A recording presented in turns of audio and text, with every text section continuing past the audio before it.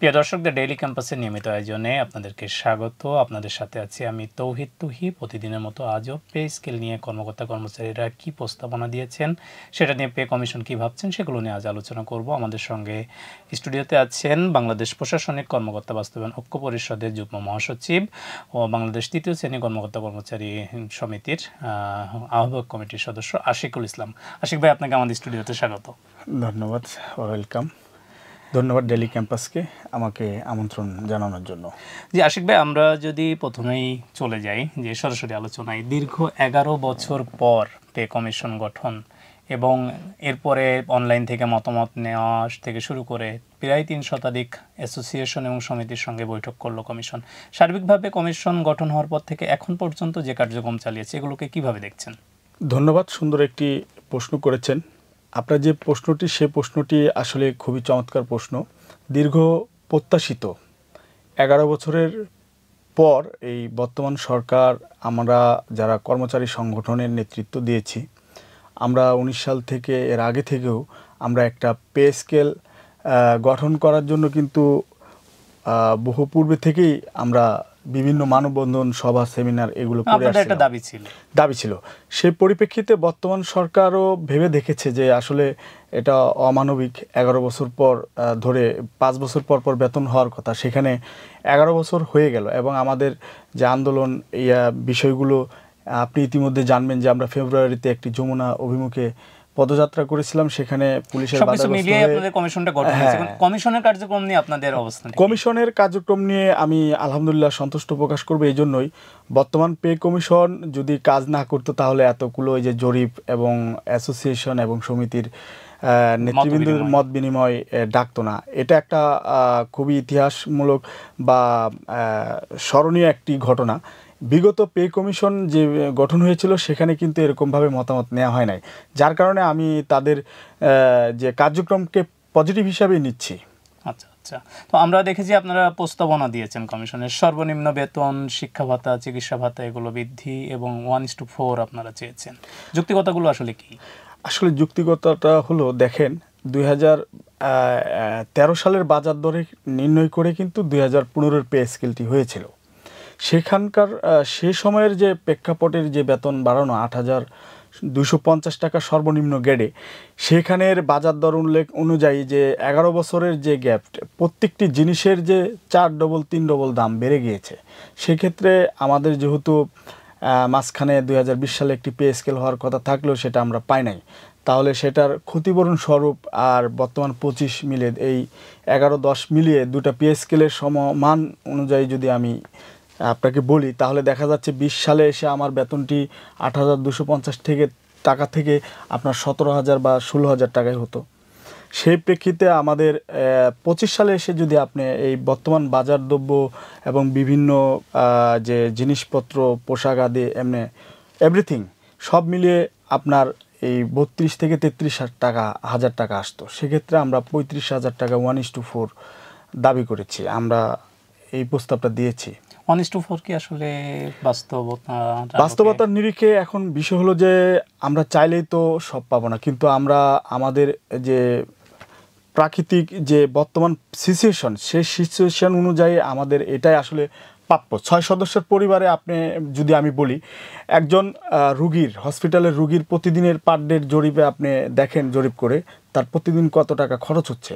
আপনি জেলখানার কয়েদির দিকে যান, সেখানেও আপনি, এবং গ্রাম অঞ্চলের, প্রত্যন্ত অঞ্চলের একটি বাজারের হোটেলে আপনি 3 বেলা খেয়ে দেখেন আপনার কত টাকা বিল আসে। সেই অনুযায়ী কিন্তু আমরা খারাপ আশা করি না। আবার দেখা যাচ্ছে বলা হয়েছে যে আমাদের বর্তমান সরকার বলছেন যে বিভিন্ন দেশের সাথে সমন্বয় করে, বিশেষ করে ভারতের পার্শ্ববর্তী দেশ ভারতের সাথে সমন্বয় করবে। বর্তমান ভারতের পে কমিশন, 8ম পে কমিশন কিন্তু গঠন হতে যাচ্ছে। সেখানে বর্তমান তাদের যে বেতন, সেখানে 18,000 রুপি, কিন্তু এনডিটিভি বিভিন্ন জরিপে আমরা দেখছি যে 8ম বেতন কাঠামোতে তারা মিনিমাম 30 থেকে 32,000 টাকা তাদের রুপি হবে। সেই অনুযায়ী তাদের বেতন কিন্তু বাংলাদেশের তুলনায় অনেক। 1:4 নিয়ে যদি আপনাকে বলি, ভারতের কিন্তু 10 প্লাস হলেও তাদের কিন্তু একটা স্তর রেখেছে। এখানে 1:4টা আসলে বাস্তবায়ন করা বাংলাদেশের প্রেক্ষাপটে সম্ভব কিনা? বাংলাদেশের প্রেক্ষাপটে সরকার ইচ্ছা করলে করতে পারে, তবে এখানে বিষয় আছে, সরকারের কিছু বিষয় দেখতে হবে, এখানে নজরদারি বাড়াতে হবে। কারণ দেখা যাচ্ছে উছিলা যে সরকারি চাকরিজীবীদের বেতন বেড়েছে, এই উছিলায় দেখা যাচ্ছে অসাধু সিন্ডিকেট ব্যবসায়ীরা বিভিন্ন জিনিসের দাম কিন্তু সেটা বাড়িয়ে দেয়। অন্যদিকে অন্য আলোচনা হতে পারে। আপনারা গ্রেড সংখ্যাও কমানোর কথা বলেছেন, 10টি করার কথা বলেছেন, তো এর মাধ্যমে আপনারা আসলে কি চাচ্ছেন? এখানে 10টি গ্রেডের বিষয়টা হলো, দেখেন 11 থেকে আমি যদি নিচের দিকে দেখাই যে 20 গ্রেডের পর 19 গ্রেডের পার্থক্য 250 টাকা, তারপরের গ্রেড হলো আপনার 8,750 টাকা। এই যে দূরত্বগুলো ধাপগুলো কম। আবার দেখেন আপনার 10ম গ্রেডের পার্থক্য 9ম গ্রেডের সাথে 6,000, আর আমার নিম্ন এক কর্মচারী 250 টাকা। তো এতগুলো গ্রেড মানে থাকার চেয়ে কম গ্রেড থাকলে কর্মচারীদের একটু সুবিধা হয় এবং সে একটু লাভবান হয়। সেক্ষেত্রে কর্মকর্তাদের যেমন 8ম গ্রেডের এটার কোনো প্রয়োজনই নাই, 23,000, 9ম গ্রেডের 22,000, 8ম গ্রেডের হলো 1,000 ডিফারেন্স, অথচ 7ম গ্রেডে যায় 29,000। তাহলে এই যে গ্যাপ, 8ম গ্রেডের কোনো প্রয়োজনই ছিল না। আমার মতে হলো 7ম আর 6ষ্ঠ এক করে মানে 1 থেকে 10 গ্রেড এটাকে 5টা করে, এবং 11 থেকে 20 গ্রেড এটা 5টা করে, 10টা গ্রেড যা একসময় ছিল। কমিশনের সঙ্গে তো আপনারা আলোচনা করেছি। কমিশন আলাপে যেটা বলেছে যে এবারের, এবং আমরা বিভিন্ন নিউজে এবং আপনার ডেলি ক্যাম্পাস কিন্তু খুবই চমৎকার আপডেট দিয়ে থাকে কর্মচারীদের, বর্তমান পপুলার একটি সংবাদ পত্রিকা হিসেবে ইতিপূর্বে আমরা আমাদের কাছে হয়েছে, মানে ভালো একটা দিক। সেখানে আপনার পে কমিশন এবং পত্রিকার বিভিন্ন ইয়ার থেকে জানতে পেরেছি যে গেট সংখ্যা এখন কমবে, সেটা 12টি 10টি যেটাই হোক, তবে বর্তমান সরকার এই 20টি গেটকে একটা শ্রেণী করবে। আচ্ছা, যদি আপনাদের ন্যূনতম বেতন যে প্রস্তাবনাগুলো কমিশনে এসেছে অধিকাংশই 30,000-এর বেশি, যদি 30,000-এর বেশি করা হয় সেক্ষেত্রে অন্যান্য ভাতা সুযোগ সুবিধা দিয়ে 50,000-এর বেশি হয়ে যাবে, একজন কর্মচারী বেতন পাবে। আপনার কি মনে হয় যে বাজারে এর প্রভাব পড়তে পারে দ্রব্যমূল্যের ঊর্ধ্বগতিতে? বাজারের প্রভাবটা আমি যদি পিছনে যাই একটু, 2015 সালের পে স্কেল যখন আপনার ডিক্লার হয়েছে, সে সময় কিন্তু 2015 সালের পরে কিন্তু দ্রব্যমূল্যের বাজারে কিন্তু সেভাবে প্রভাব পড়ে নাই, এটা নিয়ন্ত্রণেই ছিল। দ্রব্যমূল্যের পে স্কেলের সাথে দ্রব্যমূল্যের এটা তফাৎ থাকে না তেমন। তবে আমি যে একটি কথা পূর্বেই বললাম যে এই উসিলা ধরে কিছু সিন্ডিকেট অসাধু ব্যবসায়ী তারা তাদের মুনাফা করার জন্য এই বাড়িয়ে দেয়। বিশেষ করে ঢাকায় যারা আমরা কর্মরত আছি, বাড়িওয়ালারা তো আপনার মারাত্মক একটা নিয়ে বসে থাকবে, সুযোগ নিয়ে বসে থাকবে যে বেতন বেড়েছে। আপনার মনে হয় যে সংশ্লিষ্ট কর্তৃপক্ষের নিয়ন্ত্রণ, তবে তদারকি করতে হবে, বাজার নিয়ন্ত্রণ করতে হবে। আবার আরেকটি আপনার সাথে যোগ করি যে দ্রব্যমূল্য বিষয়টা যদি আসে, তাহলে সেক্ষেত্রে আমি মনে করি যে সরকারের কর্মচারীদের অন্যান্য যে আপনার বাহিনী বা সদস্যদের মতো যে রেশন ব্যবস্থা, এই রেশন ব্যবস্থার প্রবর্তন যদি করা যায় তাহলে দ্রব্যমূল্য অনেকাংশেই নিয়ন্ত্রণ করা সম্ভব। আপনি সরকারি কর্মচারীদের রেশন দিচ্ছেন, এর প্রভাব কি আসলে বাজারে পড়বে? সেভাবে পড়বে না, কারণ একটা নিয়মের মধ্যে থাকবে, সে তার নিয়মের মধ্যে থাকবে, এবং আপনার যে খাবারটা আমরা যে দিবে সরকার, সেটা তো একটা পরিমাণ অনুযায়ী দিবে। সেক্ষেত্রে দেখা যাচ্ছে নিত্য প্রয়োজনীয় জিনিসগুলো, আমার ডাল, তেল, আটা, চাউল, এগুলো দিলে দেখা যাচ্ছে আমাদের বাজারের প্রভাবটা একটু কম পড়বে।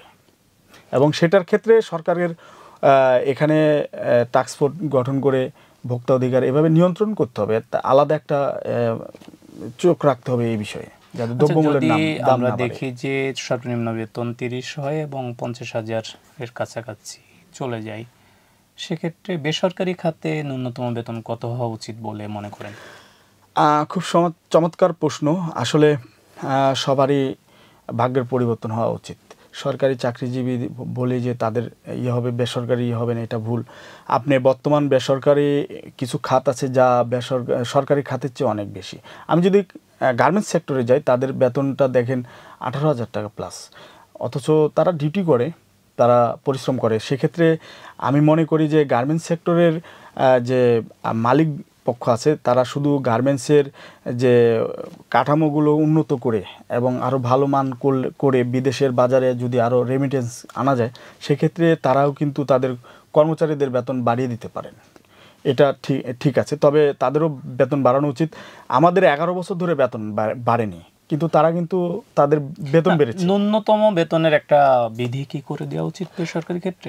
বেসরকারি খাতকে নতুন করে আপনার কিছুদিন আগে আপনার ডেলি ক্যাম্পাসের মাধ্যমে আমরা আমাদের অবগত হয়েছি যে একটা পে কমিশন বেসরকারি খাতকেও দেখার জন্য মানে একটা নিয়ম করা।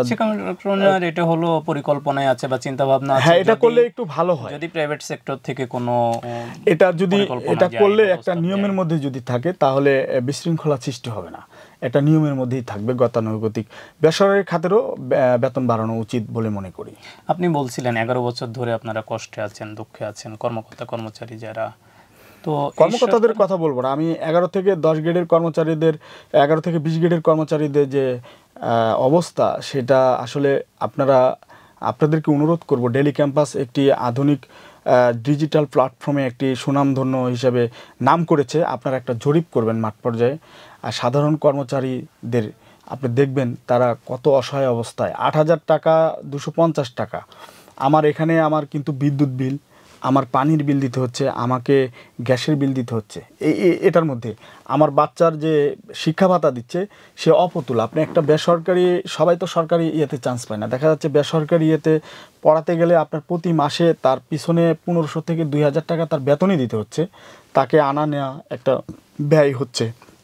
সেক্ষেত্রে এই বিষয়গুলোকে ভেবে দেখতে হবে সরকারকে, যে আমাদের যদি মনে করেন যে এখন বেতন বাড়ানোই হলো বা 50,000 হলো, সব মিলিয়ে গুঞ্জন আছে বাজারে মূল্যস্ফীতি বাড়বে বা এই নতুন পে স্কেল আসার পরে জিনিসপত্রের দাম বাড়বে বলে একটা কথা ছড়িয়ে যাচ্ছে বা এটা প্রতিবারই ছড়ে। বিষয়টা কি এরকম নয় যে এই বেতন বাড়ালেই কি আপনাদের দুঃখ দুর্দশা কমবে, নাকি মূল্যস্ফীতিটা কমাতে জোর দিতে হবে?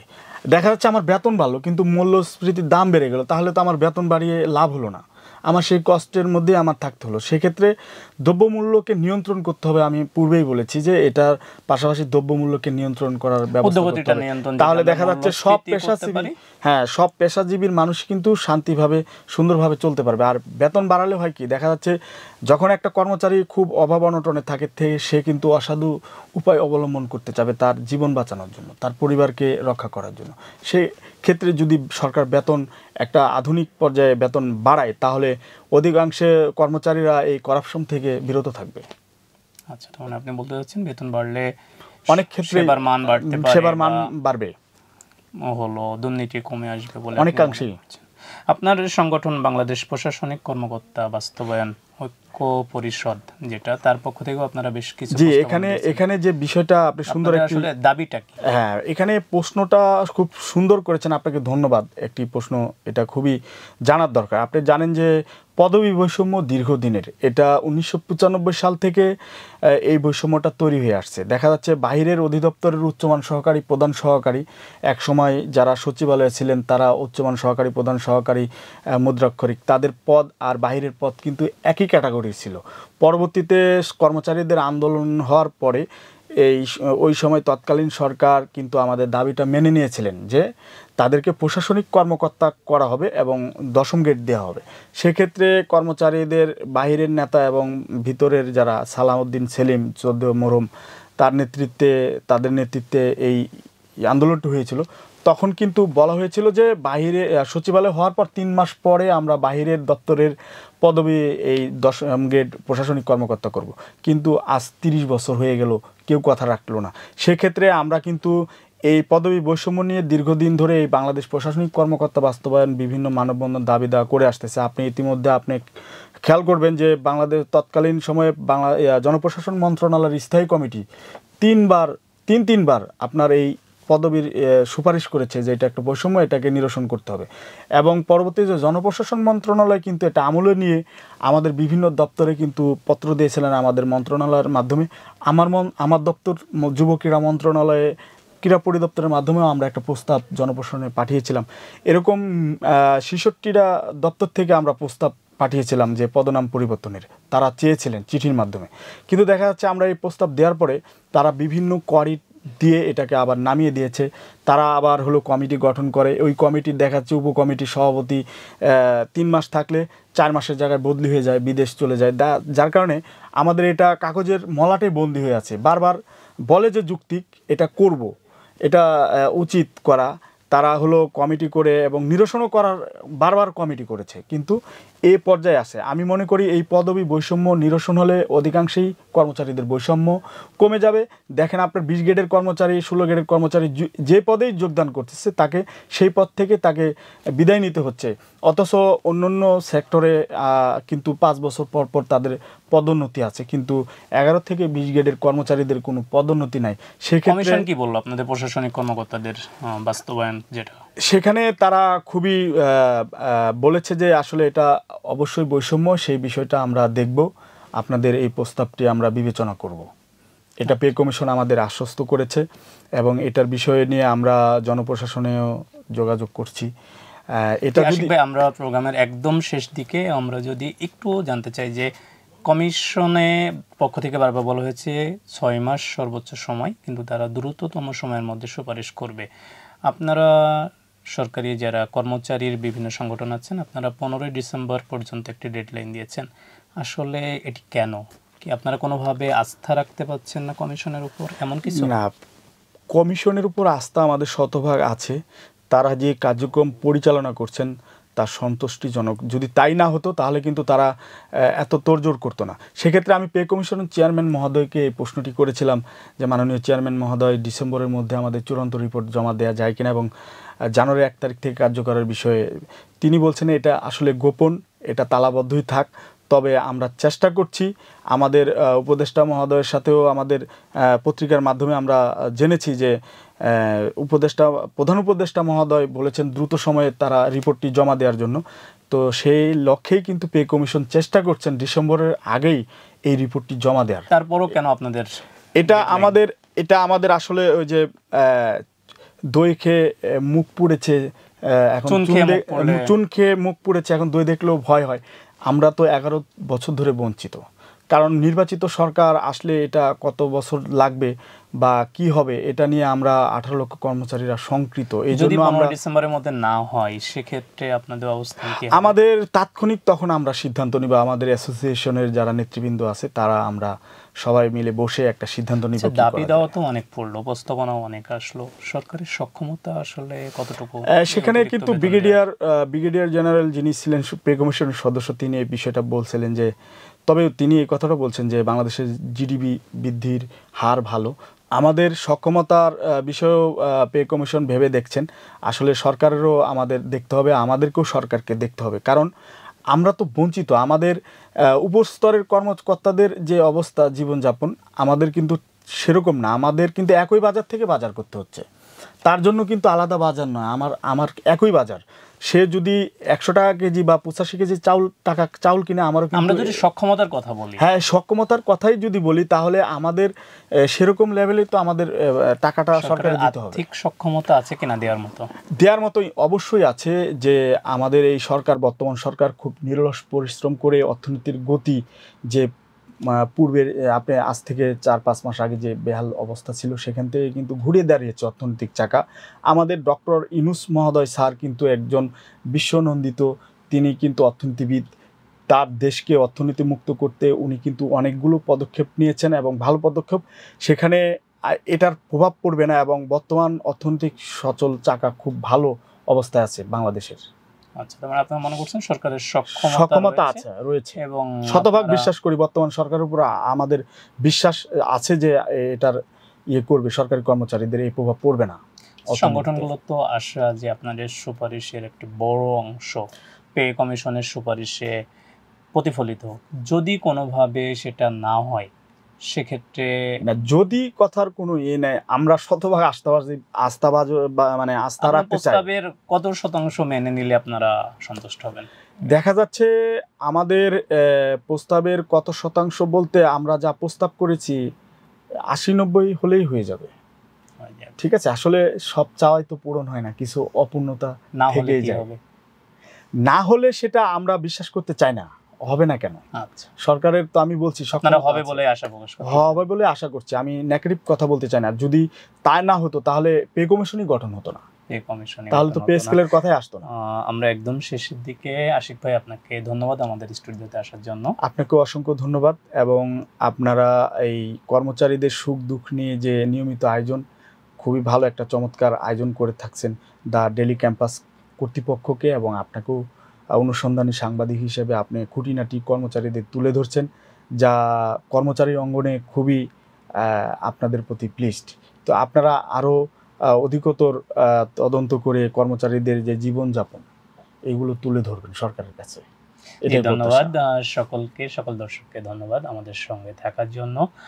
নিয়মিত তথ্য পেতে, আপডেট পেতে দ্য ডেইলি ক্যাম্পাসের সঙ্গেই থাকুন। ধন্যবাদ।